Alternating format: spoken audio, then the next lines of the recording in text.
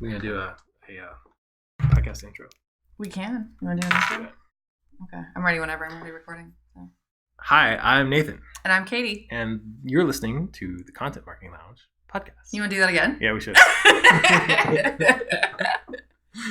All right. Hi, I'm Nathan. And I'm Katie. And you're listening to the Content Marketing Lounge podcast.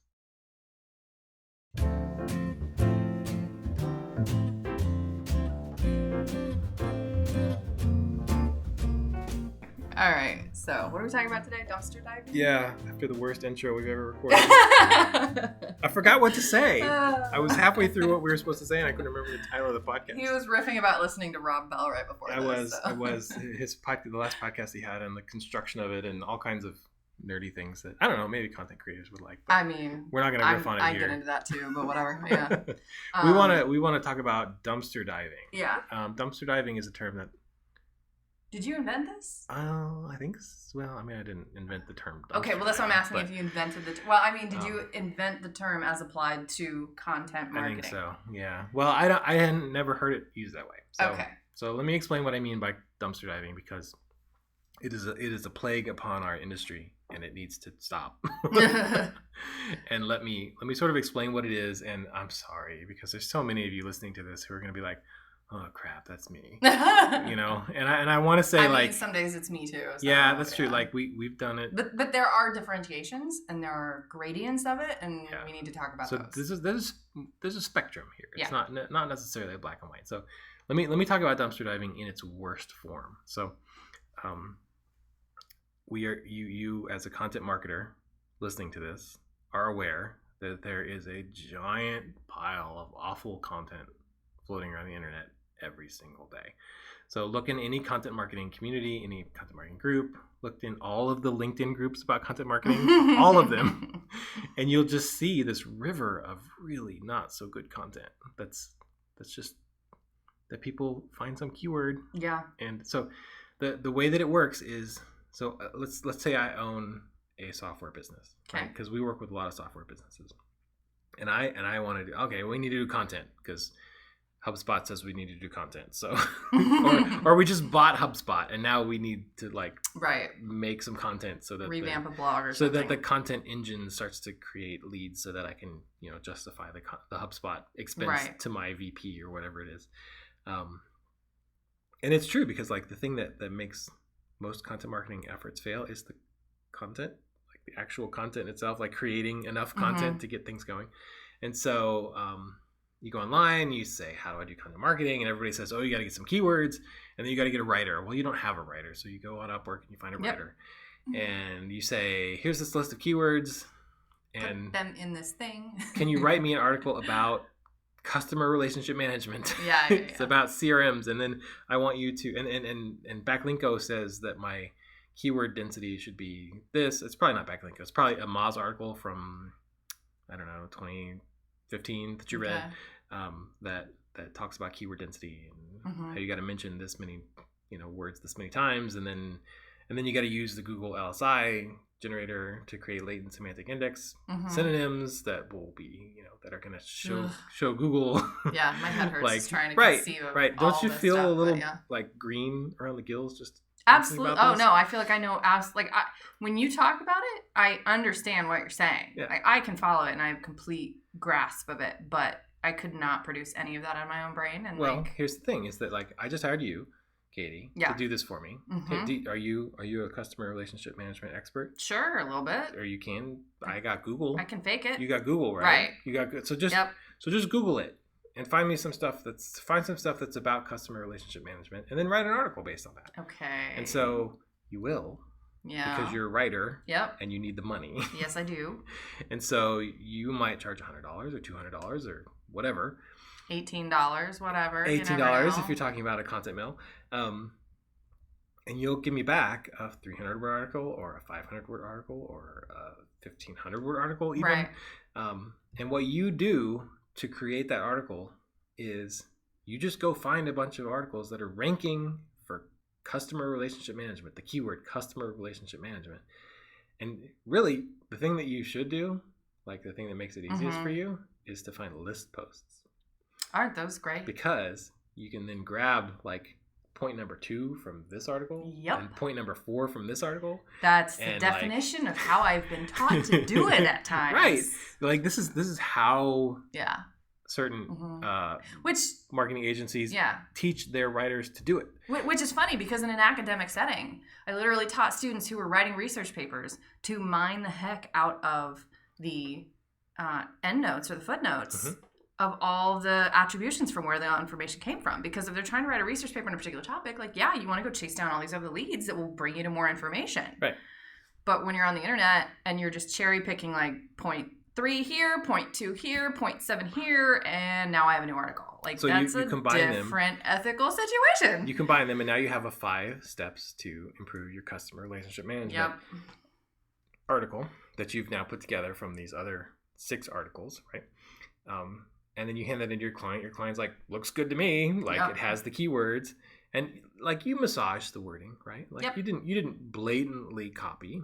You only semi-plagiarized. I like that term, semi-plagiarized. And like it was point number 1 on that one, but it's point number 5 on this one. Yeah. And you didn't use the same subhead, right? You changed the subheads, and so like this happens every day. Like thousands of times a day, articles are published that are created this way. And what happens is those 6 articles that you pulled from were also created this way. Yep. And so they pulled from other articles that were... Or from each other. Can we talk about how fun it is when you find 2 different sources that have nearly identical posts and you look at the dates, you're like, oh, look, this one clearly copied straight from this one and slightly rearranged. And so this is what SEO has done to my industry. Yep. And I hate it.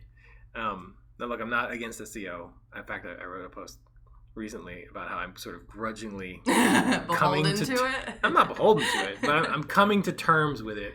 And part of it is that Google has finally gotten to the point now where we're starting to see where the content that really should rank for the keywords does most of the time. I would say content that we as writers feel like is quality content. Oh no, I'll go beyond that. I was just gonna say it's being rewarded. I'll just say should, like objectively. So if you just let's take the whole huge mess that is Google. I qualify everything. Let's take the mess of that is Google and SEO and backlinks and latent semantic index keywords and all that, and just put it on the shelf for a minute. Yep, we don't care about the internet. Let's just forget about that for a minute, and say, okay, what if I was going to do marketing and there was no Google? Okay. And I was going to do specifically content marketing. What would that look like? What would I have to do? It's like an article in a magazine, maybe? Yeah, that would be interesting. Maybe one like the one called Furrow that John Deere started in 1891, I think. 18 something. Yeah. Like 120 years ago. Okay. What would that article need to do? It would need to be interesting. Yeah. It would need to have some characters in it that got the attention of the reader. It would need to educate the reader about your product, or better, about the about the problem that your product solves, right? So if you're selling the calendar that we want to create, right. We had this idea for a calendar that's specifically. I had this idea. This is true. I'm appropriating your idea. I'm sorry. I'm plagiarizing your idea. I'm simply advocating for myself. It's all right. Go on. This is true. I'll give you total credit for that. The calendar that Katie wants to create, we both want to create it, but it wasn't your idea. It's a need we both have. It is. I mean, and this is why he can say it's ours, is because it applies to both of our lives in a way that we need. Like, I don't even want to put it on a podcast because I think it's such a good idea. Yeah. Share with the world. I won't give away the idea then, but it's a way to manage daily planning calendar app specifically to meet the needs of freelancers. So freelancers. So then moms, anybody. I mean, like, just that magazine. Better ways to do it. That magazine article or that content ad that you placed in the newspaper, or content, right? So that flyer that you sent out, whatever, it should educate people about how great it is if your life can be more organized, right, as a freelancer, and how much time that's going to solve you. So educating people about the problem, like, so that they become more informed about their options, and in a way that leads them to your product. That's the key thing that the content should do in that context, where, again, no Google. Just forget the Google exists for a while. That's the kind of content that human beings like, that human beings respond to, and that human beings have been reading since reading has been a thing. Like that's sales 101. I mean, that's when you have conversations with people as a salesperson. You were a salesperson. Yep. Like, talk about what you have to do as a salesperson. I mean, you gotta use enough. Like, some of it's reading your audience, but so much of it is telling a compelling story. What makes that story compelling to each different kind of reader, or to each, prospect, or however you want to put it, if you're putting it in sales terms, might be different. But like, if you're not telling some sort of compelling story, then they might not understand the purpose of what it is that you're selling. They might not understand the urgency of having what it is that you're selling. They might not think it's worth paying the amount of money to get the thing that you're selling. Mm-hmm. I mean, all that stuff can come down to like how it's literally just basic rhetoric. How persuasive were you with words? Right. And I think there's this term that sometimes gets floated around called aha moments, which is, it's this moment where you're talking to somebody who you hope should buy your thing. You're like, this person, Katie, you need my calendar. Like, you don't know it yet, but if you just try my calendar, it will change your life, right? And it probably will, because what I have is awesome. But you don't know that. You don't care. Right. You're just living your life, right? Yeah. You're not actively seeking. And there's 17 other calendars that have already promised to do this. Right. So you as me as a content creator in that world, again, no Google, my job is to create a situation in your head that helps you realize that you have a need for what I'm selling. That's my job as a content creator. That is the job of content marketing, and it has always been that way. Now, let's pull back off the shelf all that stuff we put up there a minute ago, okay? And let's revisit that piece of content that you gave to that freelancer that you hired, okay? Now, does the article that your writer wrote based on grabbing crap from other articles meet the standard that we just talked about? I don't know. It doesn't even come close. It's so not even close, right? These articles have been rewritten and then rewritten and then rewritten and then rewritten so many times that this is why I've called it dumpster diving, is that any article you grab that's that sort of high level fluff stuff, any article that's created using this process where you're talking to you give the responsibility to a non-expert, and you say, go write me an article about this topic, of which you have no credibility. Right. Yeah. You have no credibility at all. Your name does not come with any authority, basically. So what if I handed you a piece of paper and said, 5 tips to improve your putting when you're golfing? I'd literally want to know where you got it. It doesn't say. It just says 5 tips. You might read it. It might be interesting. You might try some of them. Now, what if I handed it to you and it said 5 tips to improve the putting, improve your putting, from Jack Nicklaus? Now, are you interested? Slightly. If you're a golfer, right? Yeah. I know you don't golf, but now all of a sudden you have credibility. Right. Like, Jack didn't write that, but you got it from Jack's books or his webinars or whatever. Like, you have credible sources. And this is what really kills me. This is what just, like, I want to just scream, is that you can do research-based content that's based on real data and like credible sources. And you can say where you got that information, and you can take that information and you can cite it, link back to it, create graphs and charts and and you can create really helpful, deep, interesting content that meets the standard that we just talked about. Yeah. And you can do that as a non-expert. You really can. But you have to take the sort of either the academic approach, which is you have to sort of take the research paper approach. Like, I'm talking about formal research, not plagiarizing what other people have already written. Or you have to just go out and talk to people who are experts. And so those two things combined are how you get credibility. Yeah. And there's this massive gap in the way the content is done, is that you land on this page and it says, the complete guide to customer relationship management, right? And there's an author's name on there, but you don't know who that person is. Right. And so somehow we marketers we've forgotten the fact that humans trust humans first, and we're distrustful of information that we don't know what's coming from. You know what I mean? We don't, or at least we should be. Right. And so does that complete guide work? Is it okay? Will it generate leads? Sure. Like, you know what I mean? It's going to work okay. But if you want to make great content, if you want to lead your market, all it takes is a little bit more effort. Like, I'm talking about a little bit more effort. Yeah. Just cite your sources. That's Yeah. all you have to do. I know, that's the thing. If you're going to be doing all this Googling, and it happens, I do it, I've done it recently, I'm working on a project right now.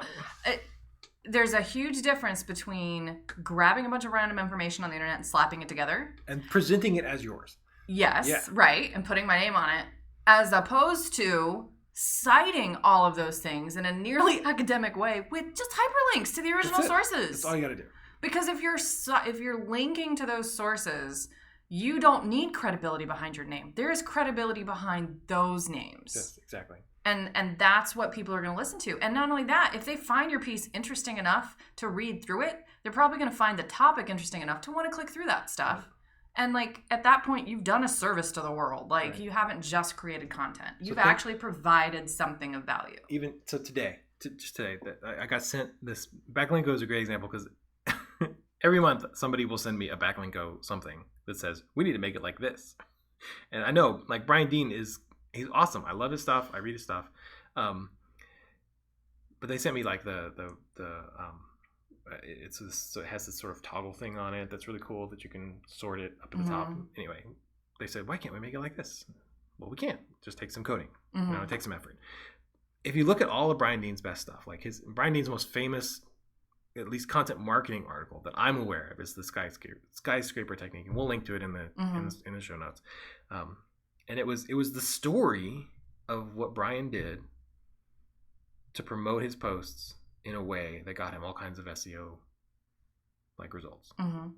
That was, he wrote content that was better than anything else that was out there, and then he like did this backlinking effort. It's just two things combined, and then he wrote about it. So that right there. So if you're looking for how to create content that's significantly better than anything else in your market, so look at what your competitors are doing. I promise you that they're doing, most of them, not all of them, most of them are doing some form of what we've been talking about, which is they have a non-expert writer, somebody with a content marketing title, somebody like me and you, who puts their name on content and then sort of stands in front of the crowd and says, here's what you need to know about customer relationship management, except for they're not a salesperson or they're not a member of that audience, right? Or they're not an expert in that particular thing. So Brian Dean gets up on a stage and he starts to talk about SEO, and everybody wants to hear what he has to say because they know that he's an expert.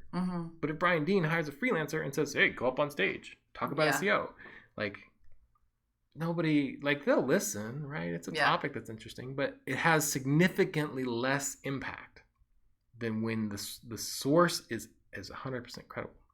And so you may not have a name, but there's all kinds of things you can do in your writing to signal to the reader that, hey, this is content that you can trust. Like, this is content that's I'm not trying to BS you. I'm not trying to present myself as anybody that I'm not. Right. Like, I'm not trying to pretend that I'm Brian Dean when I'm not. Like everything you see here is either research-based or... So here's the thing. When Brian Dean gets up on stage to talk about SEO, he can just talk, right? And so all of the best content that you're aware of, so the Moz, the famous Moz Beginner's Guide to SEO, there's a link at the bottom of the Moz homepage. Rand Fishkin wrote that in a weekend because Rand Fishkin knows SEO, right? Rand Fishkin has the credibility to write the Beginner's Guide to SEO because he has been in it. At the time, he had been in it for multiple years, right? He's even more qualified to do it today. Now, if Rand Fishkin hired a freelancer to create that, it's going to be significantly less high quality because that it's, first of all, it's going to take forever because the freelancer has to learn everything that, Rand just has in his head. So if you are an expert in your market and your audience is other people who want to be like you don't have a problem with this. Just write what you know. Yeah, you because have credibility. You are that expert already. You're Jack Nicklaus, and you're talking to a crowd full of wannabe golfers. Yep. Like, Jack doesn't have to credential himself. Yeah. He doesn't have to cite his sources. Yeah. He can talk about, like... There's a jacket. We know. Yeah. He can talk about standing on the 18th green at Augusta. Yeah, right. And so that is all the credibility he needs. But most companies don't do that. They don't have experts standing in front of their audience. Most of the time, they just hire a writer off the street. The people who have backgrounds kind of like yours and mine, who have an English degree or a business degree and communications degree. Yeah. And we've talked too about the fact that like we've explicitly been hired because we had a small amount of expertise in one area because it at least helped us contextualize it as writers. Yes. The more expertise you have in an area, the better you can do. However, if you're not an expert, that is the thing. If you get thrust upon the stage to talk about golfing and you're not Jack Nicklaus, what do? Right? And so most people just go, "Oh, I was given a keyword. I gotta do this." Can you see why I call it dumpster diving now? Like you're diving into this ocean of awful content and coming out with much awful of which has content, already been recycled. And then so by definition, anything that you create using that method is going to be high level fluff that doesn't have any sort of unique insight into it. There's no way content like that can create an aha moment. It just can't. Yeah. Like it just can't. And so if that's you, if you're in that situation, there's two things you can do. One is research. I'm talking about real research. But the easier one is just to talk to people who are experts. Yep. Ask the person who's done some research what they did. Zoom is $14.99 a month, people. It will record your interviews. Go from Zoom and then go to Temi.com, TEMI.com. Yep. That is an automated transcription service that is about 90% accurate. Yep. And it will transcribe what you talk about from your Zoom recording into language on 40 pages of notes if you go for an hour. And from that, you can create content that nobody in your market can even touch. So the standard is, are you creating content that's unique, that can create some sort of unique insight like a salesperson?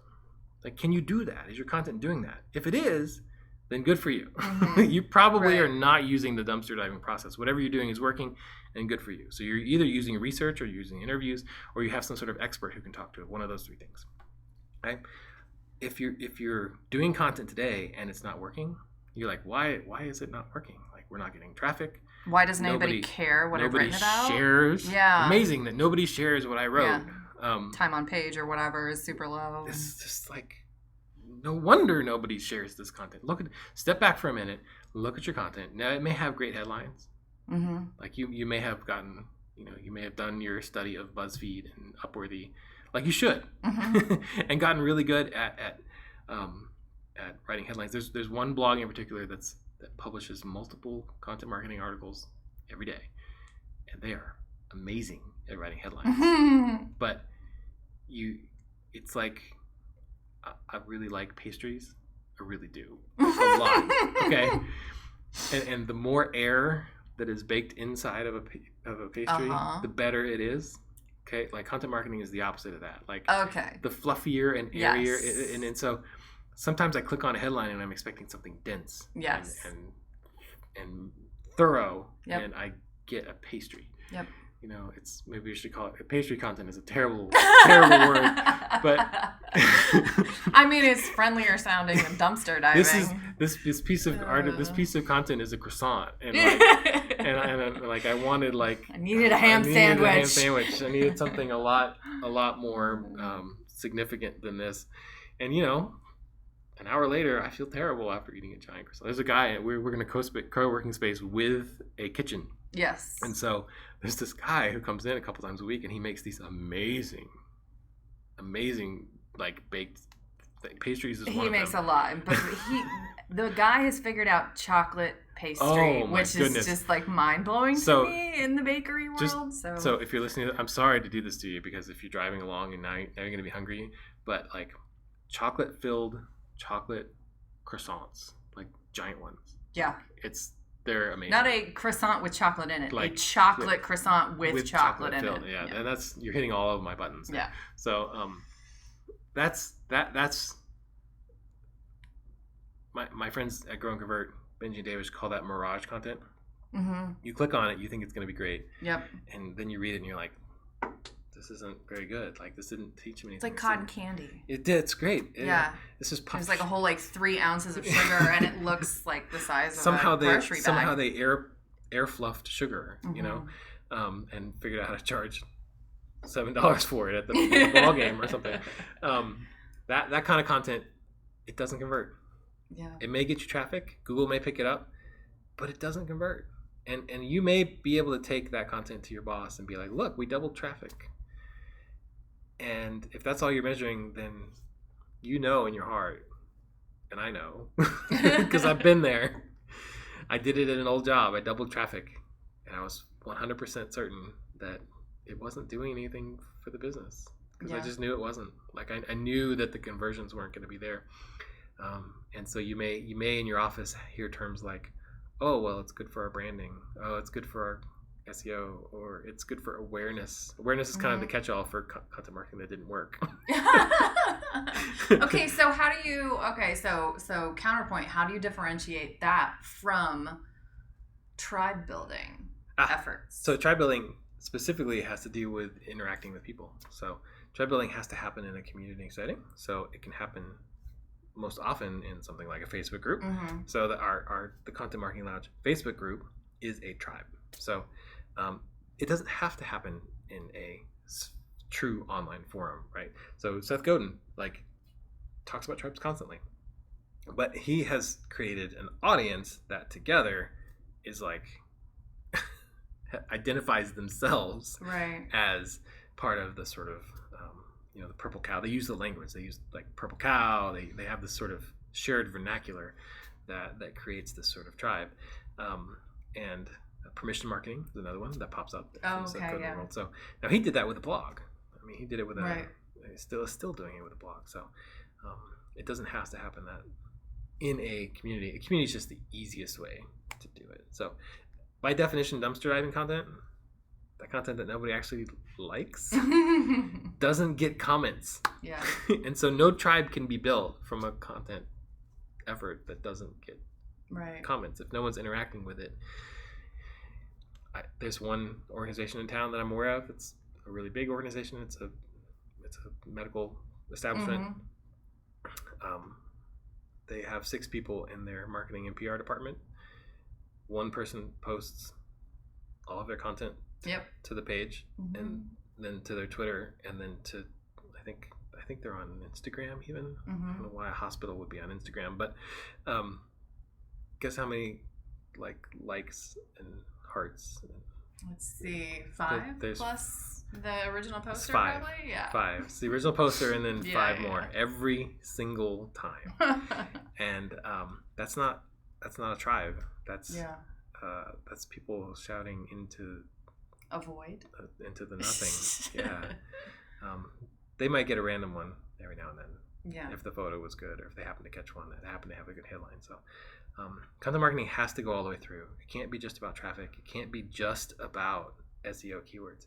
Now, here's the cool thing, is that if you do this correctly, you can write content, even if you're not an expert, by interviewing people and writing stuff about that, by doing real research and citing your sources. And then you gain credibility. And then you can do all the SEO stuff too. This is where it comes back around, is that this is why I'm grudgingly making peace with Google, is that if you start from this premise that you're going to create value that is up to the standard of content that just independently is awesome, that people will like no matter what Google says. If you printed it off and handed it to them, they would go, oh, this is kind of awesome. Yeah, right. That's the standard. If you sent it out, here's a standard for you. Okay. If you're trying to reach, all of you, I know you are. You're trying to reach the manager, right, or the VP, or the director, or the CEO, or you're trying to reach that level, right? That executive. Somebody that has the power to make a decision. Yeah. Why don't you write content that's good enough that person, if they got it in their inbox, would be like, man, our whole team needs to read this. Right. And would send it around to their. This happens all the time. Like, how many articles have you gotten from other people? They're like, man, you should read this. Like, happens to me. Yeah. When we were working at the corporate place, that happened from time to time. Yeah. And like entire selling or branding strategies would become popular, and it suddenly was all anybody could talk about because it was so good, it was so unique, and this was something that somebody wanted to implement. But it started from the bottom up, but it would go bottom up and then from the top down. Yeah. What normally happens is in an organization like ours, like the one we were in, there were 50 people in the marketing department. And so one person would give it to a supervisor. Yep. They would be like, you should read this. And then the supervisor would read it and say, this is really great. And then the supervisor would give it to the VP. Yep. And then the VP would be like, we're all doing this. Yeah. In fact, that's what happened with the Challenger sale. Yeah, I know. Now that I'm thinking about remembering. Yeah. There was a book called The Challenger Sale that happened with. They went to the whole organization. It started with the marketing department.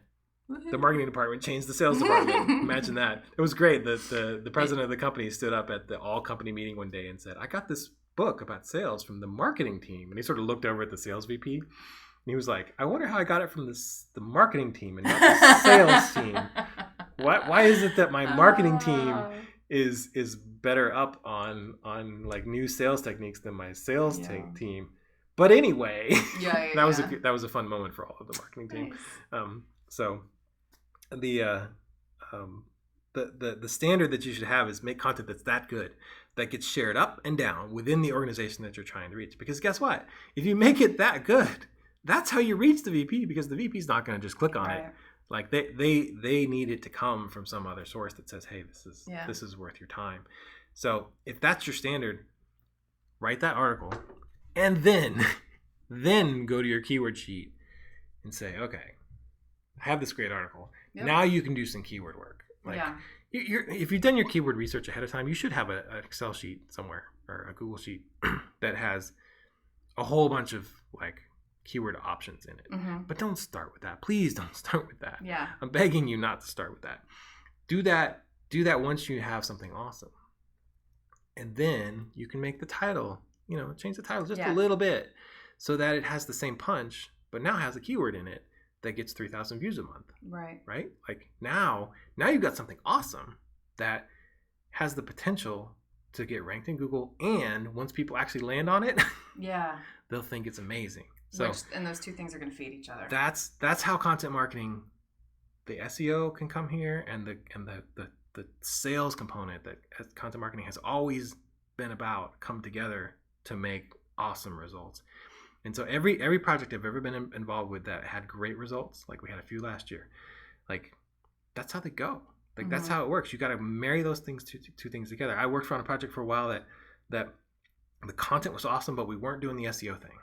Right. And it kind of plateaued because we got that big bump at the beginning on social media when we put something out because people were like, this is amazing. Right. Because it was just naturally quality content. It was natural. It was long form. It had all the good stuff, but it was magazine style and it wasn't SEO optimized. Mm-hmm. And so we didn't get that back end sort of like 3 months later, that sort of begin to get that pickup in organic traffic. Once we started to optimize it a little bit, and we changed it from like, we started putting keywords like customer relationship management in the title of the thing, like, and it started to work. And we started to see the first little bump of traffic from social media. So we'd get 1,000 views in the first month or whatever. And then over time, 6 months later, we were getting 500 views per month on that piece of content, where before we weren't. And so that is so different than dumpster diving. Okay. Now I just want you to contrast what I just said with what we described at the beginning of this podcast. Like giving a writer a keyword, especially a writer who has no knowledge of your market, it's no different than plucking a senior level. Like go to your college, go to your nearby college, grab somebody in the English program, make it a senior, make it somebody who's good, right? Pluck them out of their seat. Take them to a conference that's full of your ideal customers, like people you would love to convert customers. Run them up on stage, like this kid from the English class, right? This 22-year-old kid with an almost English degree. Like, just go ahead, like, put that person behind a podium and give them 30 minutes to present your content. Like, do you think it's going to go over very well? It's not going to go over that well. Like, you have to either give that person can do it, by the way. Yeah. But that person has to take either a journalism approach to it or a research approach to it. Ideally, a combination of the two. But they can't do it off the top of their head. Because it's got to come off as like an interview or a case study or something to the fact that there is new information enclosed within there, and it's somehow attributed to an organization that did the work or a person who knows what they're talking about or whatever else. Right. And so here's sort of the key thing. Here's the criteria I'll give you that you can. We've given you one criteria already, which is write content that is high enough quality, or attempts to be high enough quality, to where it can get shared up and down within the organization that you're trying to target. That should be your ultimate quality standard. But in terms of deciding what approach you want to use, here's a standard that you can use. It is the person whose name is going to be on this content, are they a credible source to the audience that's going to be listening? And so it's Jack Nicklaus. If it's golfers you're trying to reach, do you have a Jack Nicklaus?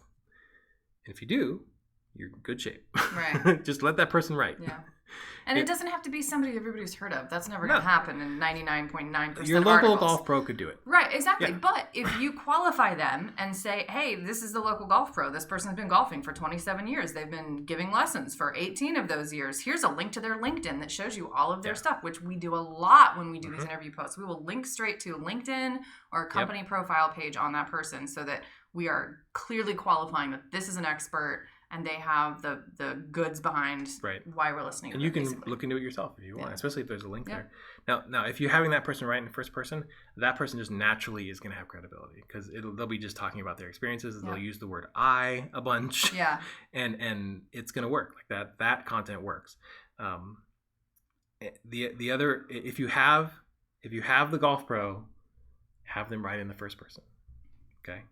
If you don't have a golf pro, if the person whose name is going to be on the content does not have the personal experience to be credible to your audience, then that person should take either a journalist approach or a research approach to the content. That's the only way to make it credible. It just is. And there should be all kinds of signals within your content. It's obvious. It's really obvious. When you open up your content, you can tell whether or not somebody is BSing you or whether they're not like, hey, here's everything that went into this article. Here's all the sources. They're all linked. Like you can just tell. And so if you want your content to work, I mean, you can do it. You can do dumpster diving all day long if you want. Like if your whole job. Well, and like, that was going to be my next thing too. Is like we briefly talked about it at the beginning, but like for those of us who are still starting out or who are in some sort of job that requires us to do this, like how do we slide out of that area into a less gray area, into a more solid foundation? That's a great question. Yeah, in fact. because a lot of us have to do it. I mean, like I said, I do it a lot. I mean, I do it. You used to do it a lot more. Well, yeah. I mean, but when I say I do it a lot, I mean I'm doing a lot of research online. I'm turning that into credible sounding stuff simply because I'm citing it. Yeah. So are there additional things besides just adding the hyperlinks to the sources that we can do? Because one of the other things is like make sure that those sources are credible. Yeah, true. Don't just link to the 17 other things that have copied each other, you know? Like link to Stats. Forbes or Google or whatever. Stats are the worst too. Like you'll see a stat that's like somebody will quote a stat, but there's no link. I don't know where that stat came from. Yeah, or have you ever read an article where they quote another article and that article quotes the original source? And I just be like, why didn't you quote the original source? Yeah, it's one click away. Yeah. Okay, so great question. In fact, one I get a lot when I talk about this, because this is the natural reaction. And I get this reaction from the frontline people. So either freelancers or people whose job it is to crank out this content that they've been given by their boss. Yeah. Okay, if that's your job, do your job. Yep. That's the first thing to say, which is if they want you to do this content, they probably want you to do like 6 or 7 articles a day. There's no way to do what you're doing at that volume any other way than dumpster diving. There just isn't. And I'm sorry about that. And I really hate the fact that you're in that situation. But you know what?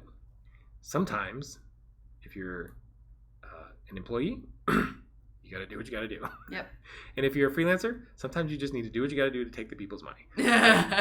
I really hate saying that because in an ideal world, you would be able to talk to your client about the right way to do things. But content marketing is such a complex topic that if you're just a freelancer who just got picked up, especially if you're like a new freelancer and you're just trying to break in, like do what your client wants you to do. Yeah. Like build some trust, and then later after you've built some trust with that client, then maybe you can start to make some suggestions to them about ways to improve their results. So honestly, what happened to me when I was first doing this kind of content, and I did some of this kind of content, more than a few types of it. And look, so this is what I want to say. Like, I know it sounds like I'm on my high horse. I'm definitely ranting. My rant is on. My rant is on in this podcast. Thank you for bringing us back to earth a little bit. I mean, we live in a time when misinformation is at an all-time high. So like, this isn't just like a content marketing high horse to me. Like, this is something that is really important to me on a much grander scale. So if you're a strategic person, if you're in a strategic role, if you're a VP, director of marketing, a consultant, you need to be thinking about things the way we were describing. Like, please don't use dumpster diving as your content model. Please, I'm begging you. So more practically for the frontline people, do what you got to do. At the same time, do whatever you have to do to get some samples that are higher quality, because there is a market for that out there. And so we just did a webinar. Yep. I was just going to go back to this concept of trading up. We just did a webinar, and so the way to replace clients who are giving you kind of crappy work with better clients is to always be always be prospecting. And if you're always prospecting, then you always have opportunities to swap out bad clients with new ones. And hopefully some of those new ones will be better. Mm-hmm. And so that sort of recycling, maybe just cycling of clients can give you, if you're a freelancer, can give you the opportunity to get into higher quality work. Higher quality work usually takes longer, and usually you can charge more. So don't do this without raising your prices, right? Like you need to, if you're going to go into this higher quality world, like you definitely need to be raising your prices, because you're going to be creating something that's you're owed better at that point. And harder to accomplish. And it takes more time and all of that.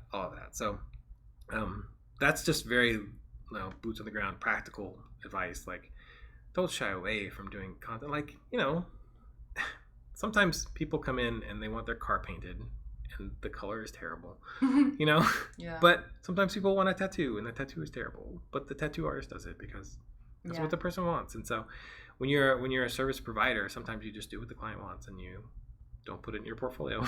Yep. Yeah, that's true. So it has occurred to me that my portfolio is leaner than it could be because I just don't need that in there. Yeah. So that's my best advice for those kinds of things. I hope that helps. I know that kind of sucks. That part of it sucks, because when you're just scratching, you're just sort of like hustling to get any client you can.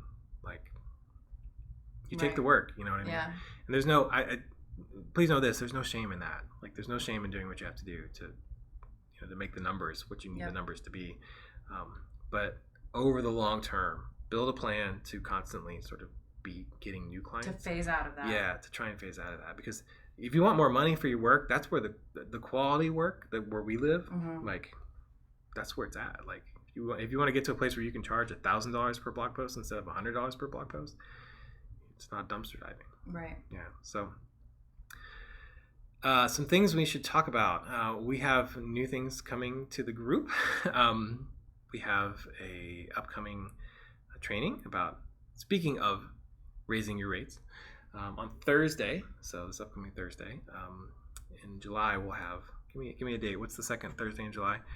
We'll have a new training. Second Thursday in July is, I think, the 12th. Is that right? 13th.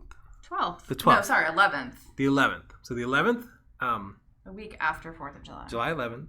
In the U.S. 4:00 p.m. Eastern. We will have our very first, in a long time, at least the first one in like a year, premium training for members of the Content Marketing Lounge. Premium means $20. So not $200, not like the old kind of way that we used to do things. I'm trying to make things for the freelancing crowd specifically very accessible to everybody who's in there. So that's happening next Thursday, excuse me. We did a sort of beta webinar today just to test out the system, and it went pretty well. So I hope you will. I hope you'll join us. That'll be good. The other thing is, in the pin post in the group, we opened up a new opportunity for anybody who's a member of the Content Marketing Lounge. If you want to be a guest on this podcast, or if you want to write us a guest post for the blog, there's an application form that's there. It's at the top of the pin post. Fill out that application, and we'll take a look. I cannot promise that I will approve everyone's application. We have extremely high standards, as you know.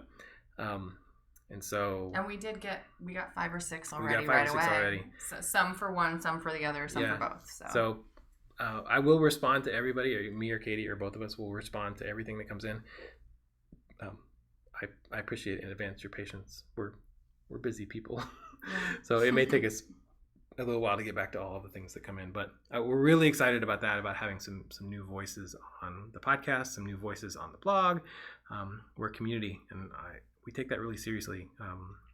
We're not trying to be anybody's guru, to be honest with you. Like, we'll tell you what we know, but I don't have, like, we don't have the like all-time best tested 1,000 ways from Sunday methods for everything. But we do have some things that we can share that we hope will be valuable to you. So with that, we'll be able to bring some new voices and hopefully some new value to the group. Tom today in the webinar said that he knows how to use Trello for multiple clients, and I need to know how to do this because Trello drives me crazy. Not your thing. Trello drives me crazy when it's more than one board at a time, and he seems to. We'll see. He dangled that carrot in front of me, and I'm gonna track down that particular lead. If it's valuable, we'll bring it to the group. So. Is there anything else we should say about this or anything? I don't think so. I don't have anything else right now. All right, I'm going to go see if there's any more of those chocolate croissants hanging out here. Me and my diet are on vacation for the weekend. So. Thanks, everyone.